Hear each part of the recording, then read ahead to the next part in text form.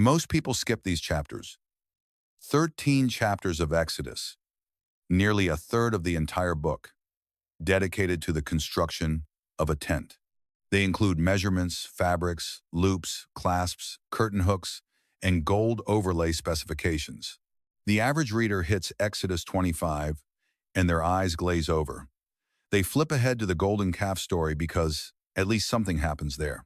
But here's the thing. The author of Exodus didn't accidentally spend a third of his book on interior decorating. He did it on purpose. And if we slow down and look at how he built this section, we discover something that changes everything. It is not just about the sanctuary, but about what God has been trying to do since the very first page of the Bible. Let's start at the beginning, not Exodus 25, where the sanctuary instructions begin, but Genesis chapter 1, where God creates the world. In the beginning, God creates through speech, and God said appears 10 times in Genesis chapter 1. Over 7 days, he speaks order out of chaos, fills emptiness with life, and builds a world designed to be his dwelling place with humanity. On the seventh day, the Sabbath, he rests not because he's tired, but because the project is complete. The house is finished, and the Creator takes up residence. Genesis chapter 2 places the first humans in a garden. The Hebrew word used to describe what Adam does there is abad, meaning to serve or to work. The same word is used later to describe what priests do in the sanctuary. Eden isn't just a garden. It's the first temple, the place where heaven and earth overlap, where God and humans live together face to face. Then comes the catastrophe. Humans choose autonomy over trust, and the result is exile. They're driven east, away from the presence. Cherubim with a flaming sword guard the entrance, and the way back is blocked. And from Genesis chapter 3 onward, the entire biblical story is about one question: how do God and humans get back together? Keep that question in mind, because Exodus chapter 25 is the answer. After liberating Israel from Egypt, God brings them to Mount Sinai and gives them the covenant. And then he says something stunning. Exodus chapter 25 verse 8, "Let them make me a sanctuary, that I may dwell among them." The Hebrew word for dwell is shakan, and it's the root of the word mishkan, the name for the sanctuary itself. God isn't asking for a building, he's asking for an address. He's moving in. The God who has seemed distant since Eden is literally pitching his tent in the middle of the camp. But here's what almost nobody notices. The way the author of Exodus writes the sanctuary instructions is not random. It's a deliberate echo of Genesis chapter 1. Scholar Peter Kearney was among the first to point this out. Exodus chapter 25 through 31, where God gives Moses the sanctuary blueprints, is structured as 7 divine speeches. Each one begins with "and the Lord spoke to Moses." And these 7 speeches match the 7 days of creation. And the 7th speech is not about another piece of furniture. It's about the Sabbath. Exodus chapter 31 verses 12 through 17, just like Genesis chapter 1. The sequence ends with rest. The parallels go deeper in Genesis chapter 1. The Spirit of God hovers over the waters before creation begins in Exodus chapter 31.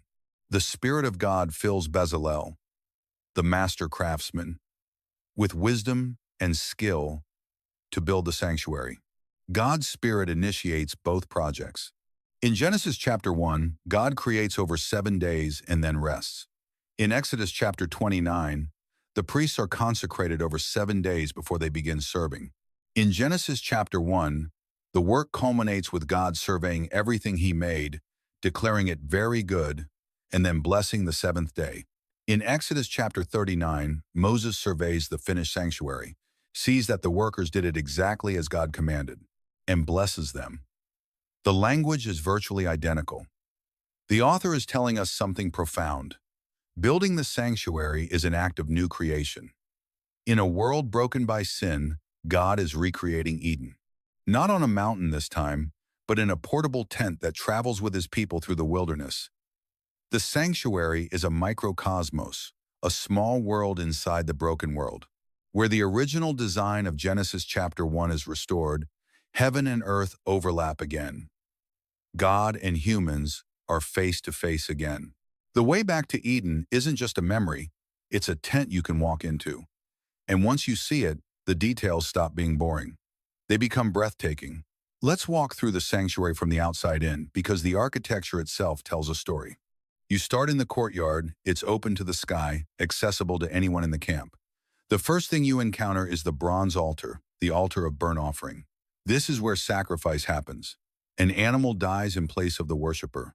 It's visceral, uncomfortable, and unavoidable. You can't get deeper into God's presence without first confronting the cost of sin. The blood isn't decoration, it's the price of re-entry.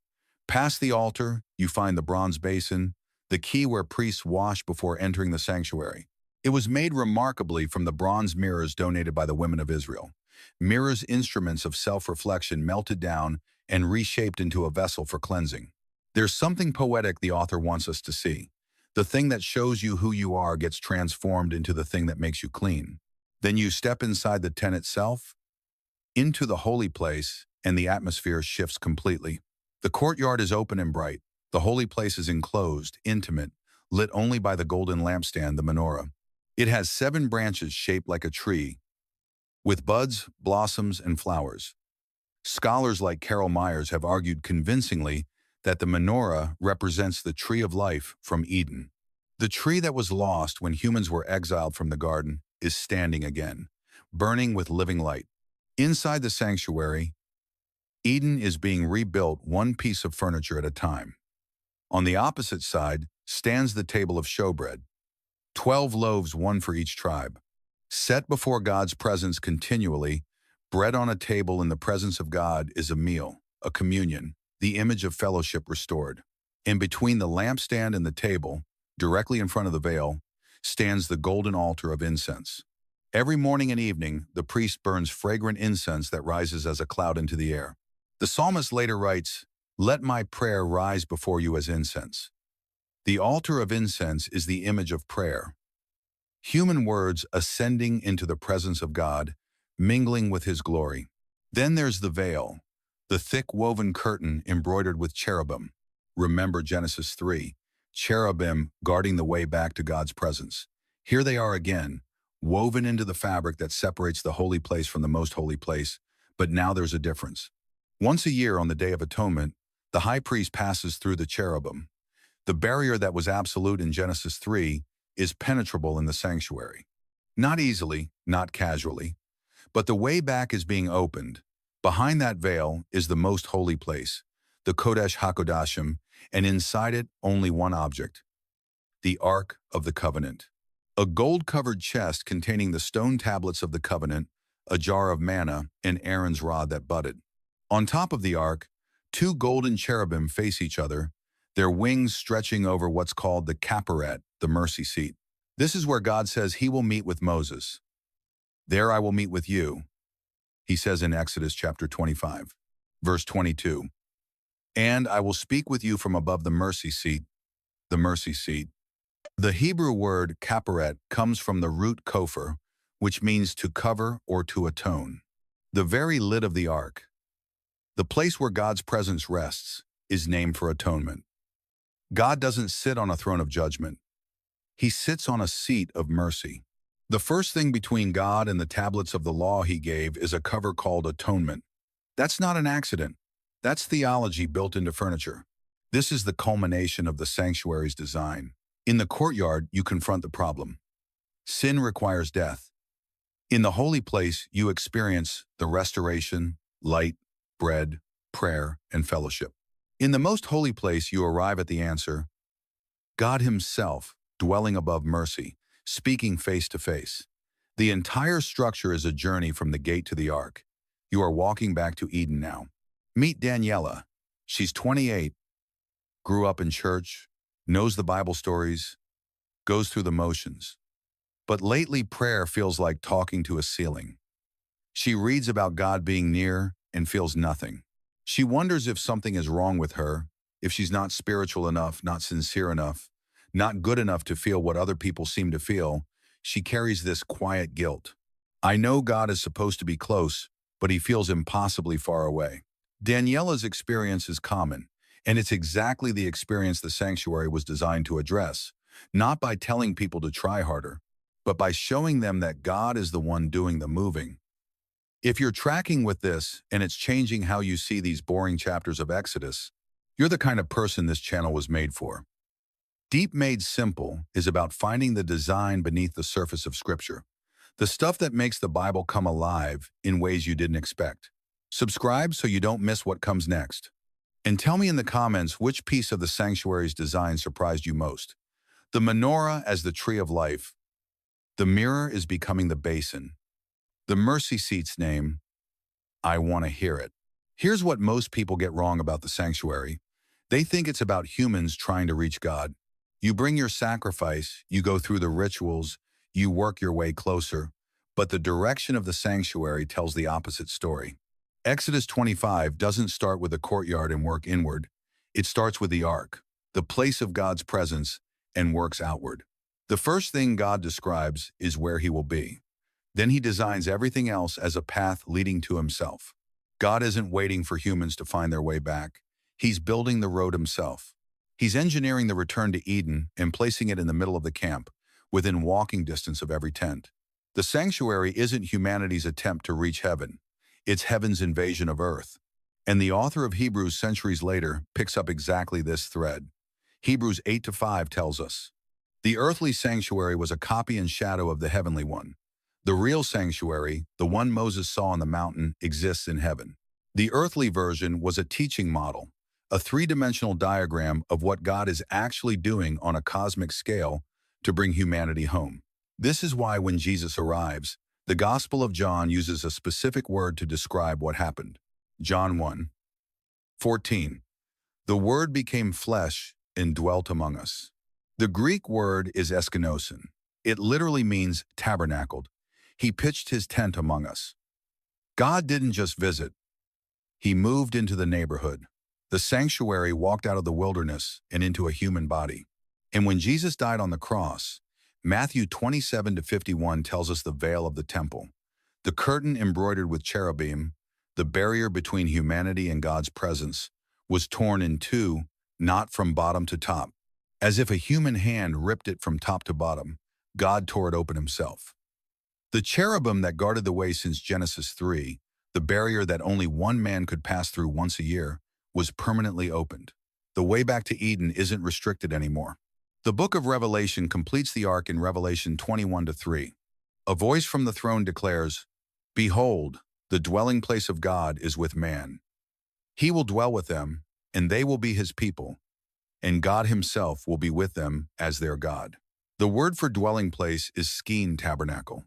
The whole Bible, from Genesis to Revelation, from Eden to the new earth, is the story of God building a home with humanity. The sanctuary isn't a chapter you skip. It's the blueprint back to Daniela. She's been carrying the weight of feeling far from God, assuming the distance is her fault, but the sanctuary says the opposite. God is the architect. God is the one building the path. God moved his address into the center of a refugee camp in the wilderness because he refused to be far from his people. He moved into human flesh because a tent wasn't close enough, and he tore the veil because even a once-a-year visit through the curtain wasn't enough if Daniela feels far from God. The sanctuary doesn't tell her to try harder. It tells her to look closer because he's already moved in. The distance she feels isn't proof of his absence. It's the space he's actively closing. And he's been closing it since Genesis 3. So here's what to do with this. First, read Exodus 25-8 every day this week, 8 words. Let them make me a sanctuary that I may dwell among them. Put it on your mirror, your lock screen, wherever you'll see it.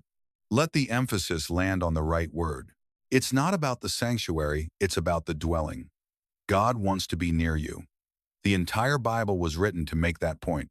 Second, next time you pray and feel nothing, and that time will come, don't interpret the silence as distance.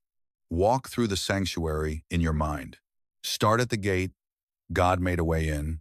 Move to the altar, the cost has been paid. Move to the basin, you've been made clean. Step inside, the light is burning.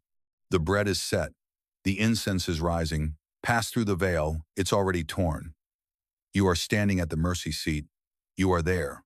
The architecture of the sanctuary says, you have access. Your feelings are not the final word. The design is.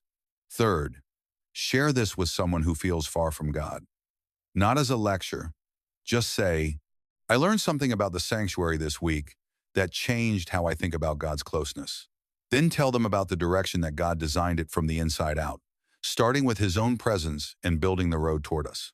That single idea can reframe someone's entire relationship with prayer. The sanctuary was never a boring set of building instructions. It was God's answer to the oldest ache in human history, the ache of separation from the garden where we walked with Him, to the tent where He moved in next door, to the body where He became one of us, to the torn veil where He threw the door open forever. The story has always been the same. God is not far. He never was. He's been building His way back to you since the day you left the garden, and He won't stop until the whole earth is Eden again.